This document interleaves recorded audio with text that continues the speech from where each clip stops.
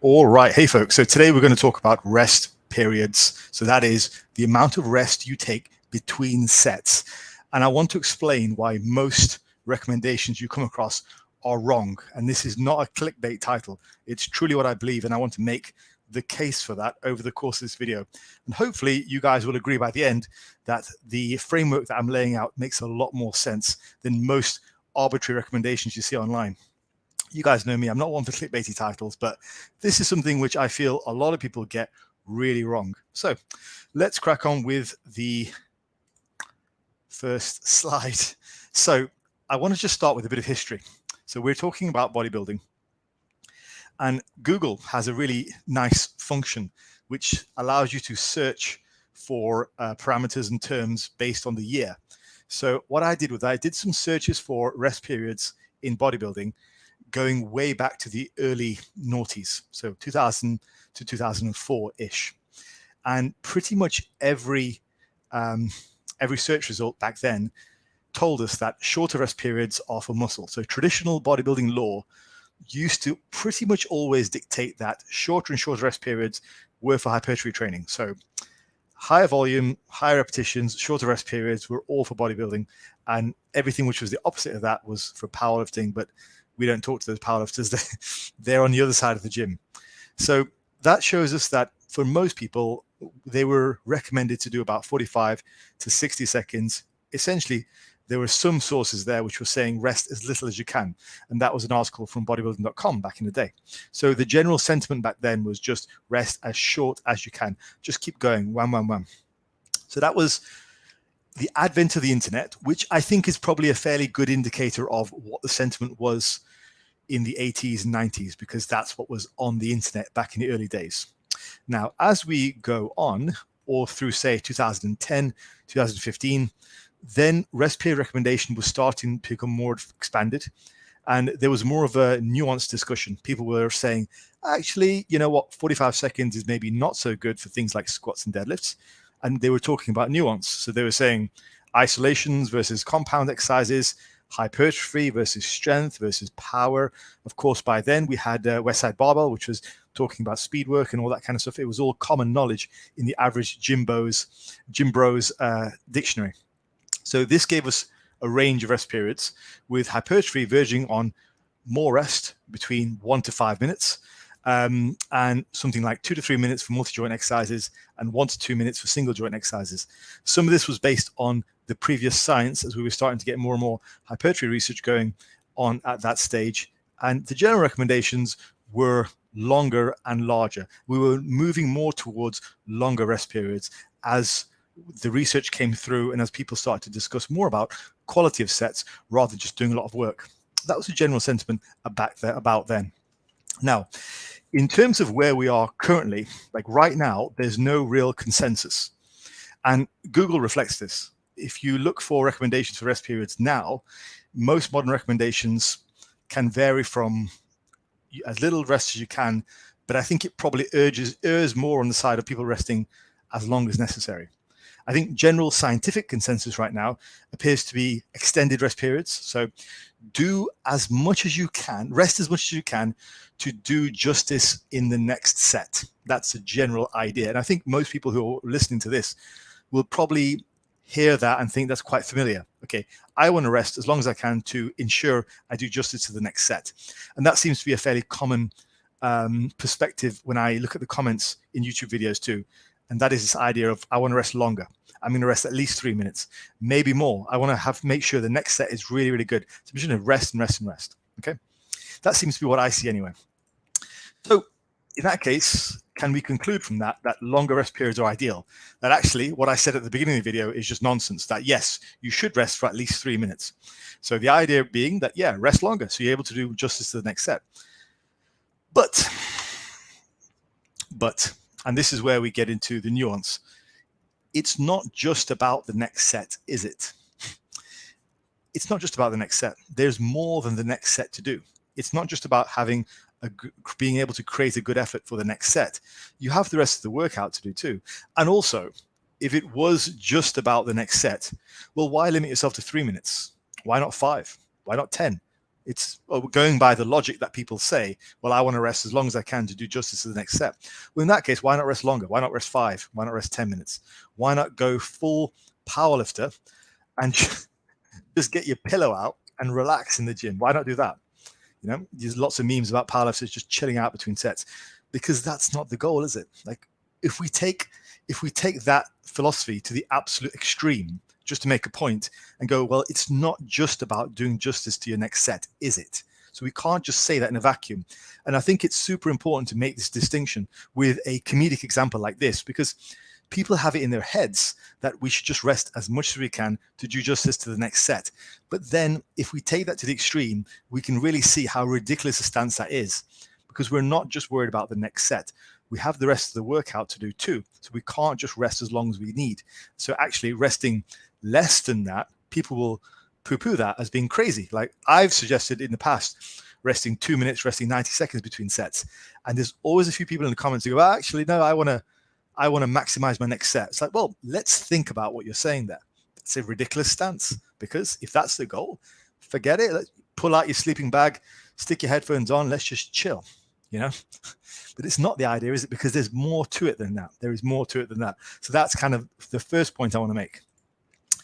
Because it's not just about the next set. There has to be a balance struck between resting enough that you're recovered to do a decent set versus the sheer workload you actually need to get through in a given session.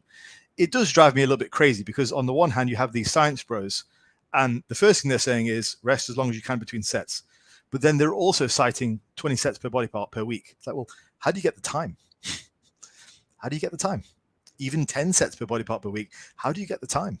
So you have to bear in mind that people have time demands for the session, also energy and motivation. You can't be in the gym for 2 hours. Most people can't anyway, be in the gym for 2 hours, 2.5 hours, just so they can do justice and also accomplish the amount of volume that all these science researchers want you to do.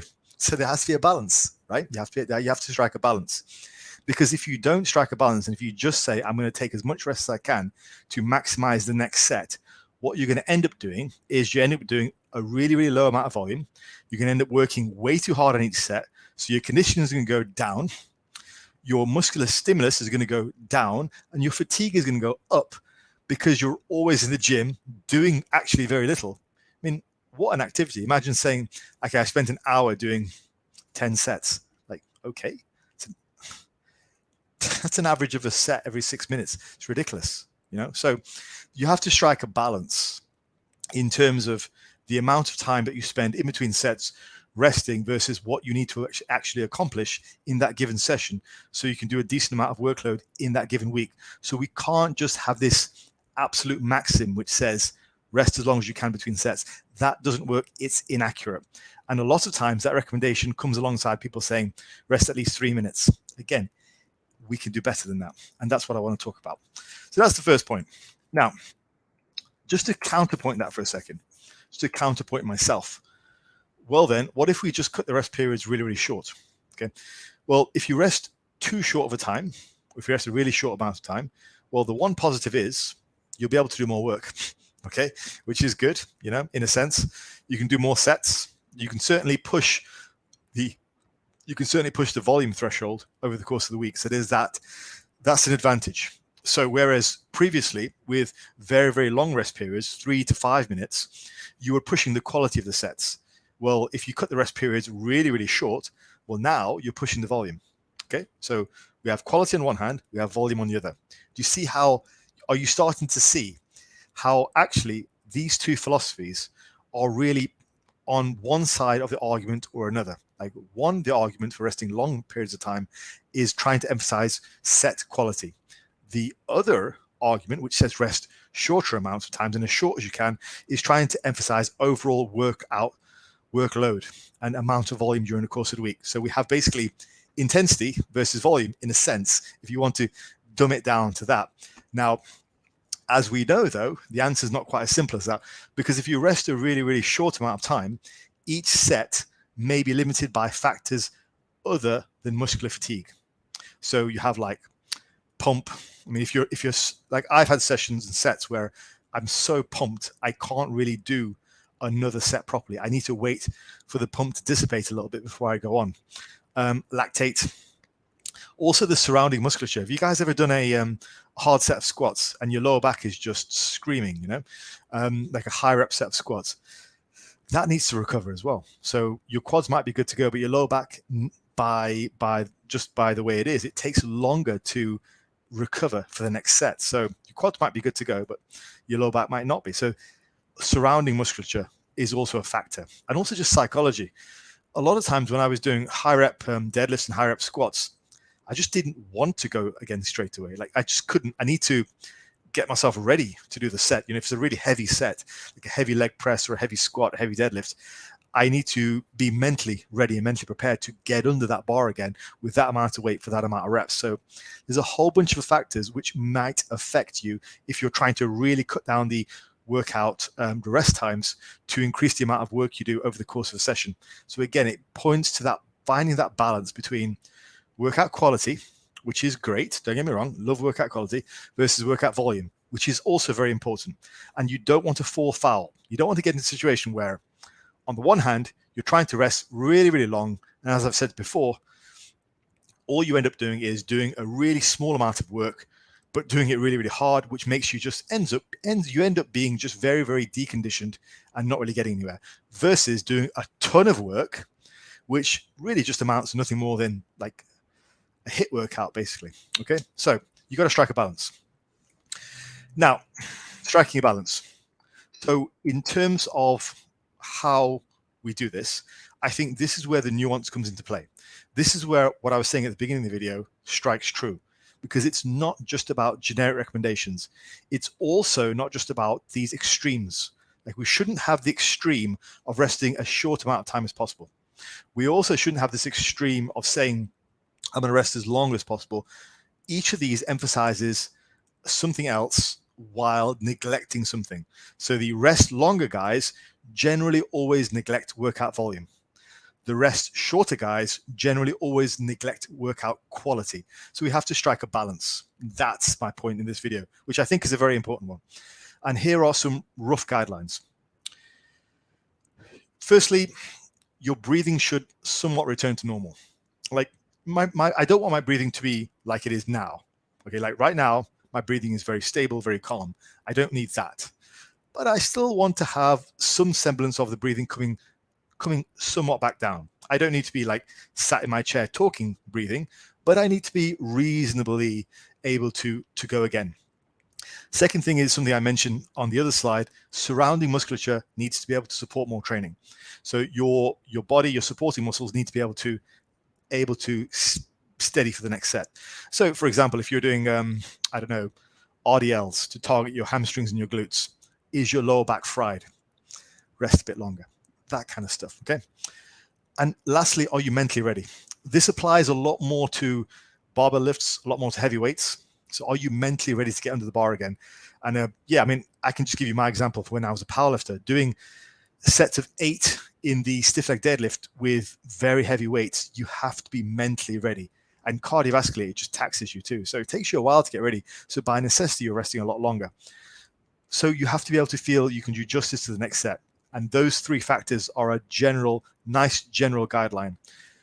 The last thing to say on this slide is all of those factors should improve over time. And they won't improve if you box yourself into this whole, I'm going to rest 3 minutes because Schoenfeld told me so, right? You have to broaden your perspective a little bit. You can get fitter. Your work capacity can improve. Your workout endurance can improve. You can literally get better at working out. I mean, for you guys who are, beginners, intermediates, who maybe are sticking to the whole 3-minute rest periods, if you've ever trained with a guy who's quite advanced and has got a good degree of work capacity, like an advanced bodybuilder, a big dude, you will be shocked at not just the level of intensity, but the work capacity. Like, these guys are workhorses. They just go, go, go, go, go. I mean, I'll take a slight segue here for a second and talk to you about a quick example. Just bear with me. A quick example. I was working out a couple of years ago with a friend of mine who just came back from a bit of a hiatus. He had 6 months off. He went straight into a workout with me, and he did the same sort of style of workout, same intensity, same sort of forced reps and all that kind of stuff, and the same rest periods, he ended up getting rhabdo. So not funny, but he ended up in hospital with rhabdo because the sheer workout intensity was just too much. He wasn't used to it. But the point is, like, we train together now as well. He can keep up now. The point is, the ability to work improves over time, and if you're not willing to push that, you will only limit yourself. Because again, the 3-minute rest period guys, the longer rest periods are better guys, they only discuss workout quality. They very rarely discuss workout volume. When it comes to adding volume, they're like, we're running out of time, so we can't do more. But you've got to rest 3 to 5 minutes because every set counts. Every set counts, but the entirety of the volume counts too, surely. So again, don't box yourself into an extreme. There is a balance to be struck, and this will improve over time if you allow it to. So just to conclude, first of all, there is absolutely no consensus on rest periods, and hopefully you understand why, because it is not a standard, it's a moving target, which should improve over time. It should improve as you advance. Arbitrary rest period recommendations are completely pointless. Completely pointless. They're completely pointless. I can't say it another way. You have to individualize for the trainee, for the client. Most people can, and I would argue they likely should, improve their work capacity over time. Their ability to work should improve. This means all the previously discussed parameters on the last page, the 3 parameters that I look out for, they should get better. You should be able to recover faster. Your psychology, your surrounding musculature, you should be able to get fitter. You should be able to get fitter for training. That happens. And this is specifically for hypertrophy training. It will improve. Now, the final thing to say is your ability to work, your work capacity, it might change depending on whether you're bulked up, whether you're lean. Okay, this is something that you have to deal with. Like, for example, a lot of guys who I know, like bodybuilder guys, will say that their training improves the closer they are to a competition, which sounds really strange because they're on less calories. They are typically doing more work in the gym, typically doing cardio. So you'd expect them to be more tired, but the opposite is true. And that's normally because those are the guys who are really fat and lazy in the off season. Like, I'm sorry, but they are. So also when you're in the off season, your work capacity can go down because you're just heavier. Breathing is harder and all that kind of, especially if you're a real big guy. So you can deal with that by doing more cardio or backing off on the weight a little bit and allowing the workout itself to build your endurance by reducing the weight accordingly and just focusing on work capacity for a while. That helps. So I will stick with what I said and stand by what I said at the beginning of the video. Most people's rest period recommendations are rubbish. They're nonsense. That's not clickbaity. I'm not trying to be argumentative. It's simply because most people give generic recommendations, and it is not about generic recommendations at all. So I want to say we can do better than that. You can all do better than that. I believe in you all. You can do better than that. You can do better than just having a generic recommendation. I think some people might counter and say, well, it's too complicated. It's too complicated to learn. But I believe in everyone. My clients all are happy to judge this themselves. So rest periods, judge it based on how you feel. Are you mentally recovered? Is the surrounding musculature ready? Can you do justice to the next set? If you can answer yes to all those, go again. And the ability to work will improve over time. So there you go. Hopefully that was thought-provoking, and would love to know your thoughts on this. If you have any genuine counterpoints, I'm not particularly interested in hearing what the latest research has to say because it's not as nuanced as what I've said here. So happy to hear your thoughts. All right, take care, everyone.